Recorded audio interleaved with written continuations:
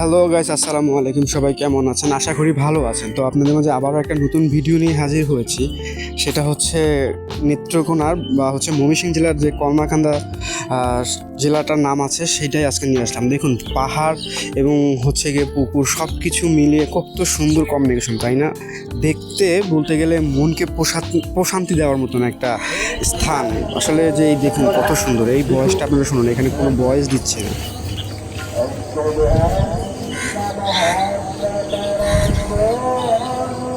আয়োজনটা শুনেছেন, কত মধুর, একদম পাহাড়ের সাথে মিশে আছে। তারপরে দেখুন, এই সেই কর্মকাণ্ডে যখন মানুষরা আসা যাওয়া করে বা এখানে ফাঁকা স্পেসে বিকেলবেলা আড্ডা দেয়, অনেক ছেলেরা এসে এখানে খেলাধুলো করে, সবাই ছবি তুলে।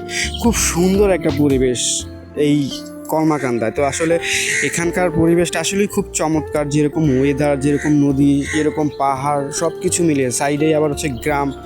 তো সব কিছু মিলিয়ে আসলে যতই বলি ততই কম হয়ে যাবে। তো আসলে ভাগ্য মানুষকে আসলে অনেক কিছু দেখতে শিখায়, আবার অনেক কিছু শিখায় না বাস্তবতার কারণে। তো আসলে কি আমি যেটা সাজেস্ট করব, আপনাদের যাদের সময় আছে তারা এখনও ঘুরতে বের হননি, তাহলে এটা ভুল করছেন।